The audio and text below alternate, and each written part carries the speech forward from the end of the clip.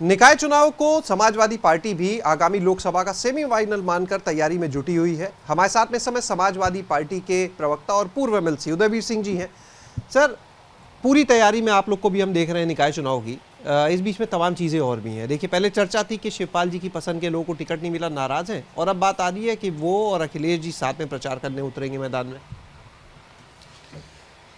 Media को कुछ न कुछ चर्चा में बनाए रखना एक व्यावसायिक मजबूरी भी है। सारे पार्टी के लोग और वरिष्ठ नेता पार्टी के साथ हैं और समय समय पर आपस में चर्चा विचार विमर्श करते रहते हैं। न कोई नाराज़गी की बात है, न साथ प्रचार करना कोई न्यूज़ है। जब पार्टी के वरिष्ठ हैं, साथ हैं, तो जब ज़रूरत पड़ेगी साथ करेंगे, जब ज़रूरत पड़ेगी अकेले करेंगे। तो जैसी पार्टी की आवश्यकता होगी, जिस भी बड़े नेता से लेकर कार्यकर्ता की ज़रूरत होगी, पार्टी जहां बोलेगी, जिसको बोलेगी, सारे लोग वहां उस क्षमता में पूरी ईमानदारी से प्रचार करेंगे, प्रयास करेंगे। क्योंकि ये चुनाव कार्यकर्ताओं का चुनाव है। गांव-गांव, वार्ड से लेके नगर पंचायत से लेकर नगर निगम तक तमाम कार्यकर्ता चुनाव लड़ रहे हैं, चुनाव में हैं। तो जिसकी जहां मदद संभव है पार्टी के लोग करेंगे। देखिए, अगर सिर्फ चर्चाएं हैं तो एक सवाल और उठता है कि चाहे बिजनौर हो, चाहे सहारनपुर हो, कई ऐसी जगह हैं जहां पर समाजवादी पार्टी से जो लोग नाराज थे उनको रालोद ने टिकट दे दिया है। ऐसा क्यों? फिर ये तो चर्चाएं नहीं है। कोई पार्टी से नाराज़ नहीं था। अगर कहीं का उदाहरण आप देंगे तो मैं आपको उदाहरण सहित बता दूंगा। सवाल ये है कि छोटा चुनाव है, हर आदमी चुनाव लड़ना चाहता है, सहयोगी दलों के भी कार्यकर्ता चुनाव लड़ना चाहते हैं। सब लोगों को किसी अलायंस के नाम पर या किसी नाम पर घर बिठाना हर दल के लिए संभव नहीं होता। बड़ा चुनाव होता है, एक दो लोग लड़ते हैं, सारे कार्यकर्ता मिलकर लड़ाते हैं। तो इसलिए पुरानी परंपरा रही है कि जहाँ समाजवादी पार्टी के अपने भी बहुत सारे कार्यकर्ता टिकट मांग रहे होते हैं, वहाँ नेतृत्व ये फैसला कर लेता है कि यहाँ हमारी सिंबल नहीं दिया जाएगा, इसको ओपन कर रहे हैं, सारे कार्यकर्ता लड़ सकते हैं। इससे पहले समाजवादी पार्टी ने स्थानीय निकाय के चुनाव में ये निर्णय लिया था कि समाजवादी पार्टी सिंबल नहीं देगी और जो लड़ना चाहें आपस में सहमति बना लें। जहाँ सहमति बन जाएगी सारे लोग वहाँ एक आदमी लड़ाएं, नहीं तो सब लोग लड़ें। क्योंकि अनुशासन का डंडा भी एक सीमा से ज़्यादा चलाने का मतलब नहीं होता। बहुत सारे कार्यकर्ताओं की भावनाएं हैं, उनको भी पार्टी स्थान देना चाहती है। सहयोगी दलों के कार्यकर्ताओं की भी भावनाएं हैं। तो इस चुनाव में निचले स्तर पर कार्यकर्ता खुद लड़ रहे हैं, तो इसलिए पार्टी सोचती है कि जो ज़्यादा से ज़्यादा लोगों को मौका मिल जाए, और कोशिश की जाती है कि नेताओं में आपस में बैठ के जहाँ सहमति बन जाती है वहाँ लड़ लेते हैं। जहाँ कोई निर्णय लेने की स्थिति होती है पार्टी निर्णय ले लेती है, और जहाँ नहीं होती है वहाँ ओपन कर देती है कि सब कार्यकर्ता अपने हैं, सब चुनाव लड़ें। जनता से जिस कार्यकर्ता को आशीर्वाद मिल जाएगा वो कुर्सी पे बैठेगा, और बाकी लोग अगले दिन से फिर पार्टी में आके सबका सहयोग करेंगे। इससे सपा और रालोद के जो रिश्ते हैं उनमें कोई दरार तो नहीं आएगी? आपके तर्क से तो सपा के अंदर ही दरार आ जानी चाहिए। जब हमारे कार्यकर्ता बहुत जगह ओपन करके लड़ रहे हैं, यहाँ सिंबल नहीं देके आपस में लड़ रहे हैं, तो सब राजनीति कर रहे हैं। सब लोग जानते हैं, कार्यकर्ताओं की भावना जानते हैं, क्षेत्र के लोगों की भावना जानते हैं। इसलिए बड़ी गठबंधनों पे इन बातों की चर्चा आना कोई मतलब नहीं है। अच्छा, एक सवाल है स्वार सीट को लेकर। जो स्वार सीट है उस पर बस देखिए बहुत कम वक्त रह गया, अभी तक नाम का ऐलान नहीं हुआ समाजवादी पार्टी की तरफ से। बड़ा बेसब्री से इंतजार है सबको कि कौन होगा, क्योंकि सपा का गढ़ कही जाती है सीट। वो बड़ी सीट है, पार्टी की परंपरागत सीट है। पार्टी के राष्ट्रीय नेतृत्व वहाँ मौजूद हैं। राष्ट्रीय अध्यक्ष जी की भी अपनी बातचीत और डिस्कशन जो है वो उनके स्तर पे चल रहा होगा, और वहाँ सरकार ने, प्रशासन ने बहुत बेईमानी की है पहले। तो कोई झटके लगे हैं आप लोग को? कोई रणनीतिक बात होगी जो पार्टी तय करेगी। वो पार्टी के उच्च स्तरीय नेता है, वो अपने हिसाब से समय पे, उचित समय पे इसके बारे में घोषणा करेंगे। 2 झटके देखिए रामपुर में लगे हैं, इस बार कितनी मजबूती से सपा जाएगी? कोई झटका नहीं लगा है। अगर आप किसी का वोट न डालने दें, गिनती न होने दें, वोट कुछ पड़ाओ गिनती कुछ कर दें, तो ये शासन, प्रशासन और व्यवस्था को झटका है। कोई एमएलए एक बना लिया उन्होंने ज़्यादा, या एमपी बना लिया, ये विषय नहीं है। एमएलए एमपी बहुत सारे लोग बनते हैं, नहीं बनते हैं। ये शासन, प्रशासन, लोकतंत्र को झटका है। जो भारतीय जनता पार्टी लगातार इस देश के संविधान और लोकतंत्र को झटका दे रही है, उसकी चिंता करिए। वो इस देश के भविष्य को गर्त में डालने वाला है, आम जनता के विश्वास को लोकतंत्र में कमज़ोर करने वाला है, और लोकतंत्र का विकल्प जो दूसरा है उसके बारे में वो भयानक है। जिस देश में भी लोकतंत्र गया है और तानाशाही हावी हुई है, उस देश का नाश हुआ है, बर्बादी हुई है। इसलिए मैं आपसे भी कहूँगा और नागरिकों को भी, को अदालतों से लेके मीडिया तक और राजनीतिक दलों को लेके सामाजिक लोगों को तक को सोचना पड़ेगा कि लोकतंत्र और संविधान बचना ही प्रमुखता है।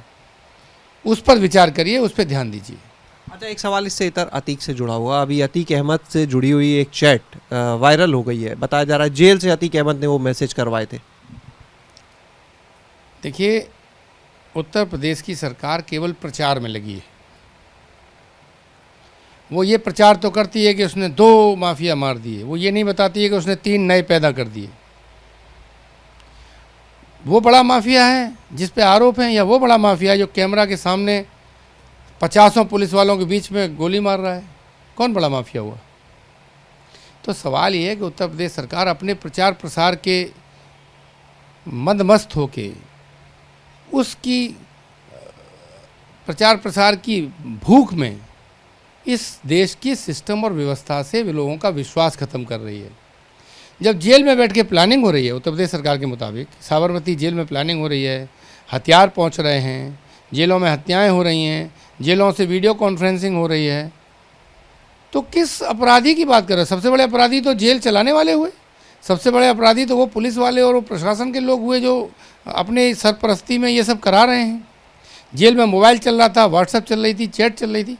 इसमें कितना सच है, कितना झूठ है, कितना अपने प्रचार के लिए किया गया है, ये समझना बहुत ही मुश्किल हो गया। एक लाइन लिखी हुई है, साफ दिख रही है, इस देश में उत्तर प्रदेश में विशेष तौर पे कोई व्यवस्था नहीं बची, न पुलिस की कोई विश्वसनीयता है, न यहाँ के प्रशासन की कोई निष्पक्षता है, न यहाँ संविधान और कोर्ट्स का कोई सम्मान कर रहे ये लोग। क्योंकि अगर कर रहे होते तो जवाबदेही ये तय करते कि हमारी व्यवस्था में कैसे हुआ। जो पहली पाल साहब की हत्या हुई, वकील साहब की, वो भी पुलिस की सुरक्षा में हुई, उत्तर प्रदेश प्रशासन की नाक के नीचे हुई। और जो दूसरी 2 हत्याएं हुई वो भी कब हुई? जब सैकड़ों की संख्या में पुलिसकर्मी सुरक्षा में लगे थे। तो दोनों का मूल मंत्र ये है, जो मूल वाक्य है वो ये है कि पुलिस जिनको अपनी कस्टडी में भी रखे है उनको बचाने में सक्षम नहीं है, या तो सक्षम नहीं है या तो उसकी नीयत खराब है। दोनों ही स्थितियां इस देश के लिए भयानक हैं। आम आदमी का इस देश की सुरक्षा व्यवस्था में विश्वास तोड़ने वाला है। जिन इन्वेस्टर्स की बात करते हैं उनके कदम को रोकने वाला है। इसलिए उत्तर प्रदेश की सरकार को इसकी जिम्मेदारी लेनी चाहिए और व्यवस्था सुधार पे बात होनी चाहिए। बात ये नहीं हो रही कि हथियार जेल में कैसे पहुँचे, कौन लोग मददगार थे, कौन लोग पैसा कमा रहे थे, कौन लोग पैसा खा रहे थे। केवल प्रचार चल रहा है, इसका घर गिरा दिया, उसका घर गिरा दिया। अरे इनको घर बनवाने में, इनकी इस व्यवस्था को मजबूत करने में, अपराधियों को पालने में इस शासन प्रशासन के कौन लोग शामिल हैं, उनको तो सरकार प्रोत्साहन दे रही है, उनके ऊपर तो सवाल नहीं कर रही है। ये मूल सवाल है। एक आखिरी सवाल है और निकाय चुनाव से जुड़ा हुआ फिर से उदयवीर जी। खुद मुख्यमंत्री जो हैं, जिस निकाय चुनाव को आप बोलें कार्यकर्ताओं का चुनाव है, प्रचार को लेकर आप कहते हैं कि कौन प्रचार करने जा रहा है, शिवपाल जी अखिलेश जी, कोई बहुत बड़ी बात नहीं है। लेकिन इस चुनाव में खुद मुख्यमंत्री जो हैं उन्होंने कमान संभाली है। अगर भाजपा की बात की जाए, गोरखपुर में है, वहाँ पर मंथन करें, सभाएं और रैली के कार्यक्रम भी है, दोनों उप मुख्यमंत्री के कार्यक्रम, केंद्रीय मंत्रियों तक को लगाया गया है। भाजपा इस चुनाव को भी उसी तरह लड़ रही है जैसे लोकसभा विधानसभा, और आप लोग कह रहे हैं कार्यकर्ताओं का चुनाव इतना ध्यान नहीं। नहीं, मैंने ऐसा नहीं कहा कि इतना ध्यान नहीं है, तो आप मेरे मुंह में शब्द न रखिए। मैंने आपसे कहा कि लोकल चुनाव है, जब जहाँ ज़रूरत पड़ेगी, जहाँ की डिमांड होगी, जहाँ बोला जाएगा, आवश्यकता होगी, वहाँ सारे वरिष्ठ नेता वहाँ की लोकल डिमांड्स के हिसाब से जाएंगे, प्रचार करेंगे। जहाँ तक सरकार का काम है, जिस सरकार को सरकार में रह के काम नहीं करना तो उसे प्रचार के अलावा काम क्या है?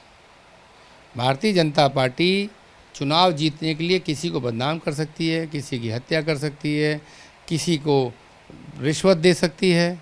चुनाव हार जाते हैं, एमएलए एमपी को पैसा दे के खरीद के, जिस तरह नंग नाच करके साउथ में सरकार बनाई, जिस तरह नंग नाच करके महाराष्ट्र में सरकार बनाई। किसी अपराधी को पार्टी में शामिल करा सकते हैं, किसी को कोई भी मदद कर सकते हैं। तो उनका चुनाव जीतना, चुनाव को मैनेज करते हैं, वो जनमत को पाने की कोशिश नहीं करते। मैनेजमेंट के थ्रू काम पाना चाहते हैं, इसीलिए सरकार के पास कोई उपलब्धि नहीं है। यानी ये लोग जो भारतीय जनता पार्टी क्या करेगी वो उनकी रणनीति है। यानी ये लोग जो जनता के बीच में जा रहे हैं, ये प्रचार के लिए नहीं, ये माना जाए कि मैनेज करने जा रहे हैं चीज़ों को, चाहे जो केंद्रीय नेतृत्व हो या कोई भी। नहीं, ये जाएंगे, जो कार्यकर्ता इनसे नाराज होकर चुनाव लड़ रहे हैं उनको धमकाएंगे, कुछ को प्रशासन का प्रयोग करेंगे, कुछ के पर्चे खारिज कराएंगे, कुछ लोगों को और दूसरी तरह से प्रताड़ित करेंगे, और क्या प्रचार करेंगे। आजकल तो सब कुछ सोशल मीडिया पर है। जो मुख्यमंत्री दिल्ली लखनऊ में बोलते हैं वो सारे लोग सुनते हैं, देखते हैं।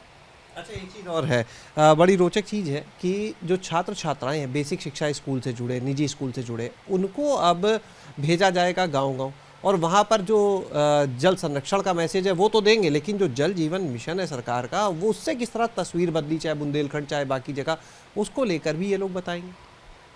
बच्चों का जो काम है या जो उनको सरकार का एंगेजमेंट होना चाहिए वो एजुकेशनल होना चाहिए, जिससे उनका ज्ञान बढ़े।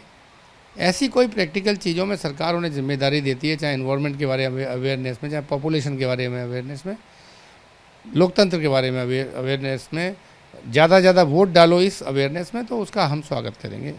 लेकिन अगर बच्चों को सरकारी प्रचार प्रसार करने के लिए, राजनीतिक हितों के लिए उनका स्कूल छुड़वा के आप भेज रहे हैं, तो ये पाप है, हिंदुस्तान के भविष्य के साथ पाप है।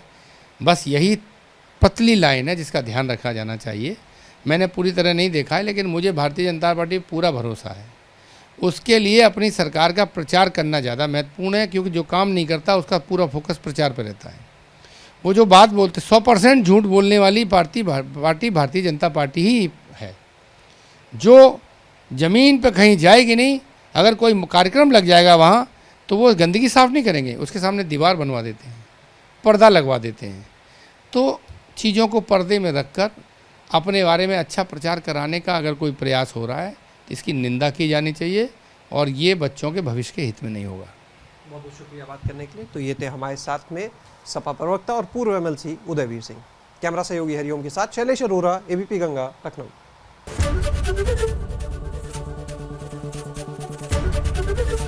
ABP गंगा, खबर आपकी, जुबान आपकी।